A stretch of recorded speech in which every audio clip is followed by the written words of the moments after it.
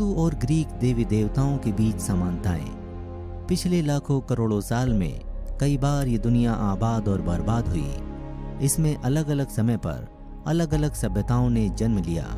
कुछ का विनाश हुआ तो कुछ का विकास हुआ।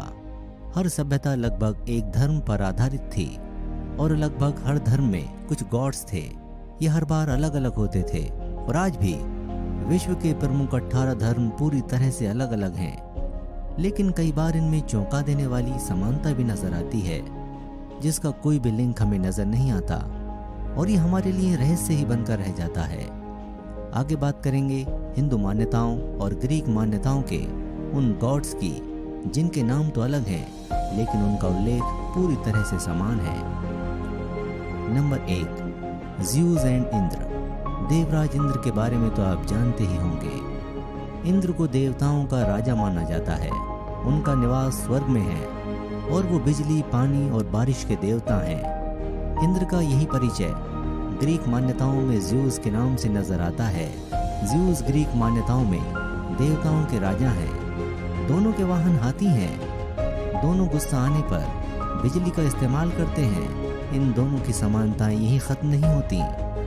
दोनों ही मान्यताओं में ये माना गया है कि ज़्यूस और इंद्र पर्वत पर रहते हैं। मेरु पर्वत को इंद्र का पर्वत माना गया है और ओलंपस को ज़्यूस का।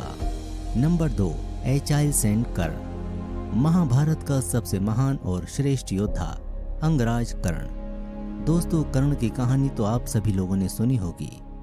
कर्ण कुंती के पहले पुत्र थे। कर्ण महाभारत युद्ध के सबसे महान योद्धा थे, लेकिन वो अपनी आखिरी लड़ाई से पहले अपनी सारी शिक्षा भूल जाते हैं। ऐसा ही सब कुछ एचलीस के साथ भी हुआ था। कुंती ने जहां कर्ण को युद्ध में भाग न लेने से मना किया था, वहीं एचलीस की मां ने भी उन्हें युद्ध में जाने से मना किया था। दोनों के बीच इतनी ज्यादा समानताएं हैं कि आप एचलीस के बारे में पढ़ते समय ये फर्क नहीं कर पाएंगे कि आप कर्ण के बारे में नहीं पढ़ रहे हैं। Number 3, Yamdev and heads. उन्हें मृत्यु का देवता माना जाता है।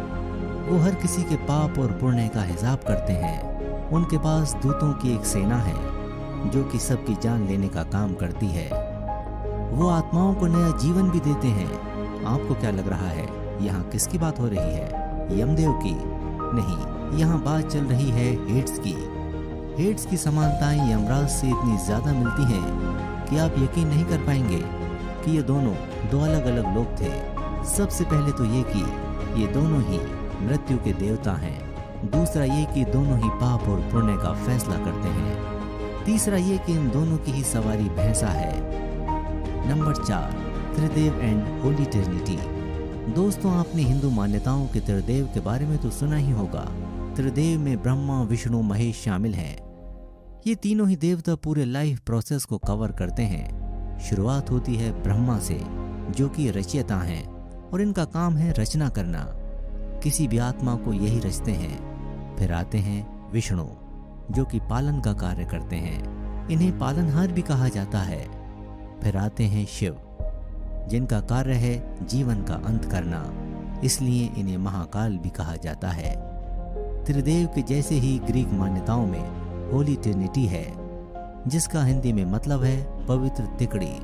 इसमें ज़्यूस, हेड्स और पेजोडियन शामिल हैं। इस तिकड़ी का काम भी कुछ उसी तरह का है जैसा कि त्रिदेव करते हैं। समानता केवल उनके काम में ही नहीं बल्कि इनके हथियारों में भी है। इनके हथियार हूबहू एक दूसरे की तरह हैं। पेजोडियन के पास तो एक त्रिशूल भी मौजूद है। Number 5, Krishna and Zeus. Zeus का किरदार ग्रीक मान्यताओं में काफी हद तक भगवान विष्णु जैसा ही है।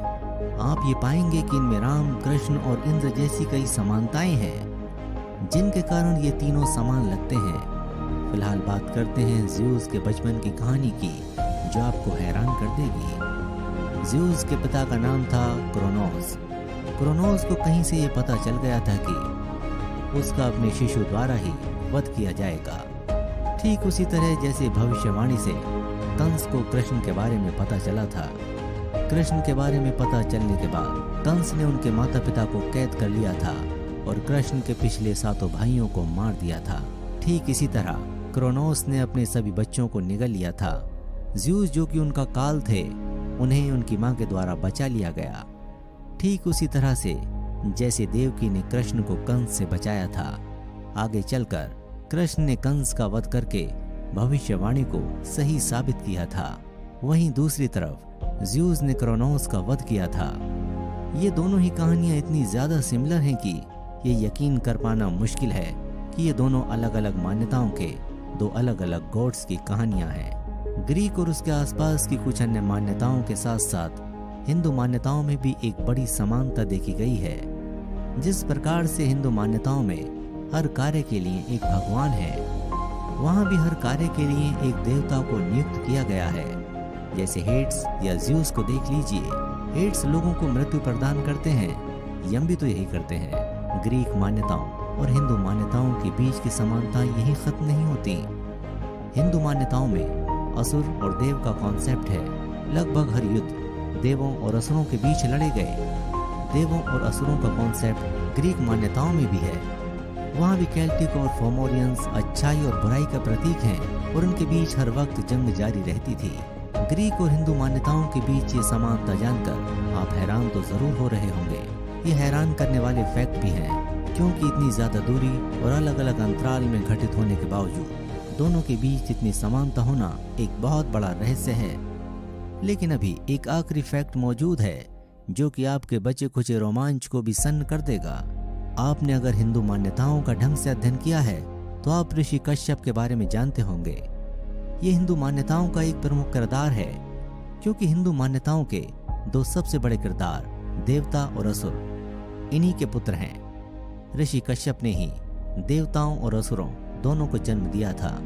वहीं दूसरी तरफ क्रोनोस हैं। क्रोनोस द्वारा ही केल्टिक और फोमोरियंस का जन्म हुआ था। अगर आपने कृष्ण और ज़्यूस के बारे में ध्यान से सुना होगा तो आप समझ गए होंगे कि क्रोनोस किस तरह के देवताओं के पिता हैं। तो दोस्तों, ये थी ग्रीक मान्यताओं और हिंदू मान्यताओं के बीच की समानता। ये हैरान करने वाला है कि आखिर दोनों के बीच ऐसा कौन सा लिंक है जिसके कारण ये समानताएं आई हैं, और क्या ये सच में एक रहस्य है या महज इत्तेफाक।